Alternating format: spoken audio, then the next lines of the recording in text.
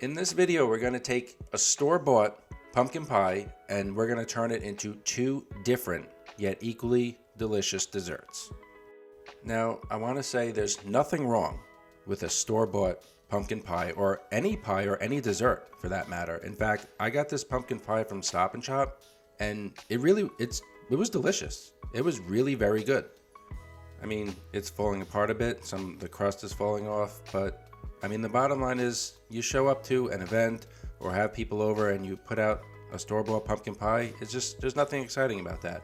So let me show you how to make a regular pumpkin pie into two different desserts. Grab the pumpkin pie, and I have this ring mold. And all I'm gonna do is basically make mini pumpkin pies out of this whole pumpkin pie. So you don't wanna go all the way to the crust for this. You want it to look like that. You want the top to be clean and as round as it could be, but it doesn't have to be perfect because that gives it the illusion that you made like a homemade dessert, but it's really just making mini pumpkin pies from this whole pumpkin pie.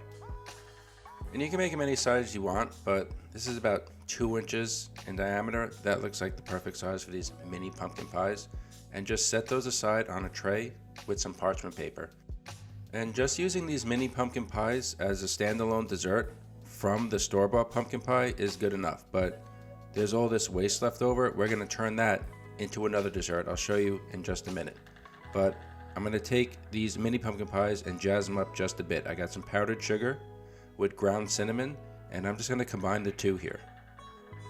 And then I'm going to take the box that the pumpkin pie came in and cut a little square and lay that on half the mini pumpkin pie and dust over that powdered sugar cinnamon mixture to make it look like, kind of like a restaurant dessert.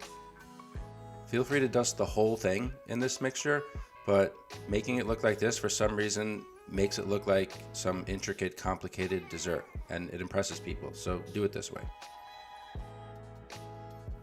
I'm going to do the same thing for the rest of these mini pumpkin pies, and then I'm going to put it in the fridge and let these hang out for 20 minutes or so while we continue with our other dessert from this pumpkin pie. We'll have all this extra here, the crust, the filling. I'm going to take that and put it into a bowl. Make sure you get everything in there, all the filling, all the bits of crust.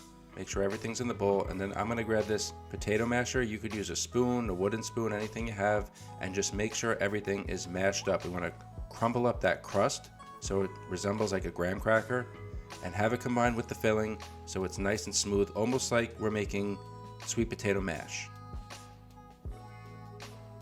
So once you have everything combined, we're just going to roll these into balls. And I'm going to make these into cake pops. You don't want them to be too big, not too small, about the size of a golf ball. Put them on a tray of parchment paper. Once they're all rolled out, grab some cake pop sticks, and I'm going to put those in there, and then we're going to put these in the freezer so they could get nice and set and they harden up a bit. Leave them in the freezer like 20 minutes minimum, and then once they're set, we could finish decorating them. If you don't have the cake pop sticks, it's no big deal. Just make them the same way, and you could just call them pumpkin truffles. So while those are getting set, I'm going to grab some white chocolate, put it in a bowl, touch of avocado oil, and I'm going to put this in the microwave in 20-second intervals until it's melted. And that oil is going to help it become nice and smooth, and it's going to help prevent that chocolate from seizing up because we want it to be smooth enough to coat our pumpkin cake pops. So this looks really good, and now I'm going to grab some orange food coloring, put that in there, mix it up because these are pumpkin cake pops. You want it to be orange, and you want to work pretty fast here. Our cake pops are set. You want to do this before that chocolate hardens up. Just dip them in, coating the cake pops, and then I have some white sprinkled sugar here. Just pour down the top. Set that down, and you can see the chocolate's already starting to set. So you got to finish the rest of these pretty quickly, and then once they're done, we can put these in the fridge and let that chocolate set for about another 20 minutes or so, and that sprinkles will set on the chocolate as well. And be creative with the decorating. You could use orange sprinkles, keep the chocolate white, and then color another half of the chocolate and drizzle on the orange chocolate over the white, whichever you want to do here. But here we have our two finished desserts, and then I'm just going to grab a nice tray here and just arrange the desserts on there. You want to use something decorative, make it look nice, because again, we're giving that illusion that we made two homemade desserts here but it's really just from a store-bought pumpkin pie. So we'll arrange the mini pumpkin pies and then put around our pumpkin cake pops in all the gaps.